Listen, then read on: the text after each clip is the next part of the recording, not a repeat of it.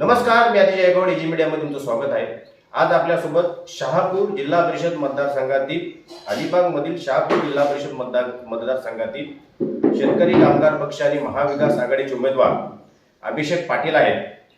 तर अभिषेक पाटील साहेब हे मला वाटतंय सर्वात तरुण चेहरा ह्या जिल्हा परिषदेच्या निवडणुकीमध्ये निवडणूक लढवत आहेत। मला वाटतंय तरुणांनी मागे एक मी मुलाखत घेतलेली होती, काहीतरी गुरव आहेत, त्यांनी सांगितलेलं होतं की तरुणांनी राजकारणामध्ये यायला पाहिजे। तरुण राजकारणामध्ये येत नाही, त्याच्यामुळे जे अनफड असतात, त्यांचं शिक्षण कमी असतात, ते फायदा घेतात आणि नंतर जनतेवर अधिराज्य गाजवतात। त्याच्यामुळे तरुण हे शिकलेले असतात, ग्रॅज्युएट असतात, त्यांना समस्या काय असतात, जनतेच्या समस्या काय असतात, रस्त्याच्या समस्या, पाण्याच्या समस्या, यासाठी ते समोर येऊन राजकारणामध्ये ज्यावेळेला मतदारसंघाचे प्रतिनिधित्व करतील त्यावेळेला खऱ्या अर्थाने जनतेच्या समस्या सोडवतील। आणि अशा पद्धतीने त्यांचं ते माझ्या मुलाखतीमध्ये बोललेले होते। आणि खरोखर त्याचं एक उत्तम उदाहरण म्हणजे इथे अभिषेक आहेत। अभिषेक वय काय होतं? 33 वयाचा हा जो मुलगा आहे, हा मला वाटतंय पहिल्यांदाच ह्या रायगड जिल्हा परिषदेमध्ये नवीन चेहरा आहे। तर अभिषेक, तुला पक्षाने तिकीट दिलंय, उच्च शिक्षित अभिषेक स्वतः मला वाटतं सिव्हिल इंजिनियर आहे, तर त्याच्याबद्दल तू पक्षाचे कसे आभार मानशील?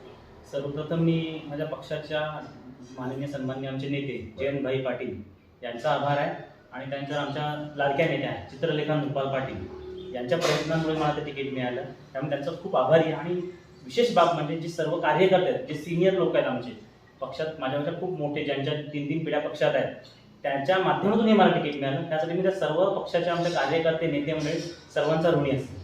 अभिषेक, आता तू पहिल्यांदाच या निवडणुकीमध्ये उतरतोयस, समजा तू जिंकलास, तर जिंकल्याच्या नंतर तुझं ह्या खारेपाट विभागातील शहापूर मधील जो तुझा मतदारसंघ आहे, ह्याच्यामध्ये काय तुला नक्की करणं अपेक्षित आहे की बाबा ह्या गोष्टी ह्या माझ्या मतदारसंघामध्ये अजूनपर्यंत झाल्या नाही, त्या व्हायला पाहिजे? स्पेशली मला असं म्हणणं आहे की या मतदारसंघातले जे लोक आहेत ते फक्त बेसिक सुविधांसाठीच बघतात, अन्न वस्त्र निवारा, म्हणजे मला रस्ते पाहिजेत, मला पाणी पाहिजे, याच्याबद्दलच लढतात अजून। म्हणजे आपण स्वातंत्र्य पण एवढी वर्ष झाली तरी याच्यासाठीच आपण लढतोय, अन्न वस्त्र आणि निवारा, रस्ते, पाण्यासाठी। माझं याच्या पलीकडचं विजन आहे, माझं एक वेगळं विजन आहे, कारण की इथे जर पुढच्या 5 वर्षात इथे खूप डेव्हलपमेंट होणार आहे आमच्या पट्ट्यावर, प्रचंड मोठ्या प्रमाणात कंपनीज येणार आहेत, सर्व येणार आहेत। त्या कंपनीमध्ये शेतकऱ्याची जी आमच्या जमीन आहे ती जमीन शेतकऱ्यांनी विकू नये, तर त्या जमिनीमध्ये शेतकरी हा पार्टनर असायला पाहिजे, भागीदार असायला पाहिजे, कारण की त्याचे पर्सेंटेज त्याला भेटले पाहिजे, जे कंपनीला पैसे मिळणार आहेत तेच माझ्या शेतकऱ्याला पैसे मिळाले पाहिजेत। आणि हे भविष्यात होणार आहे, 5 वर्ष तिथे पूर्ण हे याचं रंगरूप बदलणार आहे आमच्या खारेपाटाचं, पूर्ण मोठा प्रोजेक्ट येणार आहे, तिकडे जेटीज वगैरे सर्व होणार आहे। त्यामुळे शेतकऱ्यांना आणि इथल्या स्थानिक लोकांना, युवकांना, जेणेकरून त्यांचे दिवस चांगले येतील, त्यांनी थोड्या वेळ थांबावं, त्यांनी आपली सध्या जमीन विकू नये असं मला वाटतं, त्यांना आव्हान करतो। सध्या महत्त्वाची गोष्ट म्हणजे तू स्वतः एक सिव्हिल इंजिनियर आहेस, तुझे वडील माजी पंचायत समिती सभापती, 2दा पंचायत समिती सदस्य, इथे ग्रामपंचायतमध्ये सरपंच वगैरे सगळ्या गोष्टी त्यांनी उपभोगल्या आहेत। परंतु तू सिव्हिल इंजिनियर असताना तू जिल्हा परिषदेमध्ये कॉन्ट्रॅक्टची कामे घेत नाही, असे जे मगाशी वडिलांची मुलाखत घेतली त्याच्यामध्ये तू ते बोलले की माझा मुलगा तिथे सिव्हिल इंजिनियर आहे परंतु कॉन्ट्रॅक्ट घेत नाही। तर तुला का असं वाटलं नाही की बाबा तू ही कॉन्ट्रॅक्ट घेऊन, बाकीचे लोक आहेत खोटी बिलं काढतात, त्या खोट्या बिलांच्या कामांसाठीच ते ॲक्च्युली खऱ्या अर्थाने सिव्हिल इंजिनियर होतात, परंतु खरोखर तुझ्या वडिलांची तुला चांगली शिकवण आहे आणि तू ह्या गोष्टी केल्याच नाही, तर तुला असं कधी वाटलं नाही का मी पण रायगड जिल्हा परिषदेमध्ये जाऊन नोंदणी करावी आणि कामं घ्यावी? सर्वप्रथम म्हणजे आता काय झालंय, सध्या जो खोटं करेल त्याला महत्त्व जास्त मिळतं, जो सच्चा वागेल त्याला महत्त्व कमी मिळतं।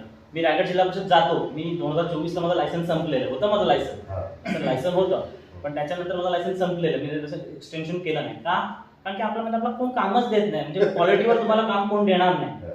तुमचं कुठे वशिला असेल, काय असेल, जर तुम्ही काय खोटं पर्सेंटेज कोणाला देऊ शकला तरच तुम्हाला काम मिळते, ते तुम्हालाही माहिती असेल। तर अशी पद्धत रायगड जिल्हा परिषदेमध्ये नव्याने सुरू झालेली, ही पहिली नव्हती, ही 2020 कोविड नंतर ही वेगळी पद्धत सुरू झाली आहे। त्याच्यामुळे सर्व गोष्टींचा एकदा आपला कंटाळा आला, वीट आला, म्हणजे बाबा हे काय चाललंय, म्हणजे आपण जे विजननी बघतो एखादं ते नाही होतं सक्सेस, मग इथे राहण्यात काय पॉईंट नाही, म्हणून मी माझा रस्ता जरा 2 वर्ष बदललेला आहे। अभिषेक, आता तुझ्या ह्या मतदारसंघामध्ये चौरंगी लढत होती, तर ह्या चौरंगी लढतीमध्ये प्रत्येकाची मतं विभागली जाणार आहे आणि शेतकरी कामगार पक्षाची मतं विभागली जाणार आहे। एवढ्या वर्ष तुम्ही शेतकरी कामगार पक्षाचे तुमचे जे काही नेते असतील तेच इथे सीट त्यांना मिळत होत्या, त्याच्यामुळे तुम्हाला कधी संधी मिळत होती. तुम्हाला वाटतं पहिल्यांदाच त्यांचं विभाजन झालेलं, कुटुंबाचं विभाजन झाल्याच्यानंतर तू पहिलाच युवक असेल. तर तुला काय वाटतंय की तुला जास्तीत जास्त किती तोटा या विभाजनाचा होईल? नाही, याच्यात माझा तोटा नाही होणार आहे, यात माझा फायदा होणार आहे. कारण की शेका पक्षाची मतं ही स्थिर असतात. तुम्ही प्रत्येक निवडणुकीचा अभ्यास करा, प्रत्येक मागच्या 3 निवडणुका घ्या, शेका पक्षाची मतं ही आहेत तशी ती वाढलेली आहे, ती कमी झालेली नाही आहे. इव्हन खासदार जेव्हा आनंद गीते साहेब उभे होते तेव्हाची पडलेली मतं घ्या, तेव्हा पण आम्ही महाविकास आघाडीकडून लढलो होतो. आणि आता चिवताई ज्या उभ्या होत्या 2024ला विधानसभेची ती निवडणूक घ्या, आमची मतं ही स्थिर आहे, आमची मतं ही हलत नाही. आणि त्या आम्ही सर्वसामान्य कार्यकर्त्यावर आज मी उभा आहे. मला ठाम विश्वास आहे की शेका पक्षाची मतं कुठेही हलणार नाही. कोणीही कुठलाही उभं राहिलं कमळ घेऊन काही घेऊन तरी शेका पक्षाची मतं हा शेका पक्षालाच मतदान करणार, तो दुसरे कुठेही जाणार नाही, याचा मला ठाम विश्वास आहे आणि माझा त्याचा अभिमानही आहे. मी शेवटचा प्रश्न विचारतो की तुझ्या ह्या शहापूर जिल्हा परिषद मतदारसंघातील जे तुझे 30,000 मतदार आहेत त्यांना तू काय आव्हान करशील? शहापूरच्या मला मतदारसंघातील लोकांना एकच सांगायचं आहे की मी तुमच्यासाठी 24 तास उपलब्ध असणार आहे. तुमच्या प्रत्येक कामासाठी, तो शेतकऱ्यांचा प्रश्न असेल, सर्वसामान्य लोकांच्या महिलांचा पाण्याचा प्रश्न असेल, जो मोठा प्रश्न आहे त्यांच्यासाठी मी उपलब्ध. जिथे खेडेपाडी आमच्या आदिवासी वाडी आहेत तिथे रस्ते असतील, ते रस्त्याचं मी काम करेन. समाज मंदिरं असतील, समाज मंदिरांसाठी मी काम करणार आहे. आणि विशेष म्हणजे जे डेव्हलपमेंट येणार आहे त्या डेव्हलपमेंटमध्ये मला स्थानिकांना रोजगार कसा मिळेल, मला स्थानिक कसा पुढे जाईल, त्यासाठी मी निश्चित प्रयत्नशील असणार आहे.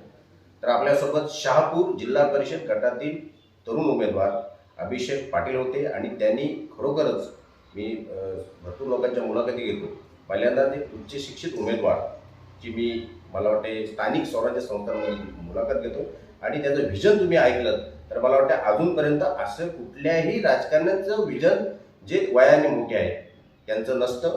ते फक्त ह्या कार्यकर्त्याला शिवाय देणार, त्या कार्यकर्त्याला शिवाय देणार, अशा पद्धतीच्या गोष्टीवरच त्यांचं ह्याच पक्षाच्या कार्यकर्त्याला शिवाय द्या असं त्यांचं व्हिजन असतं. परंतु एक उच्च शिक्षित उमेदवार मिळाल्यामुळे कशा पद्धतीने त्यांनी त्यांचे विचार मांडले आणि ह्या मतदारांतील जनतेला त्यांनी आव्हान केलं की जे काय आता 5 वर्षामध्ये डेव्हलपमेंट येणार आहे त्या डेव्हलपमेंटमुळे तुम्ही तुमच्या जमिनी विकू नका, तुम्ही भविष्यामध्ये गर्भश्रीमंत व्हाल. तर मित्रांनो, हा सुशिक्षित उमेदवार माझ्या माध्यमातून तुमच्यासमोर आलेला आहे. तर त्याच्या पाठीमागे तुम्ही उभे राहा किंवा नका राहू हा तुमचा वैयक्तिक प्रश्न असेल. तुर्तास इथेच थांबतो. धन्यवाद.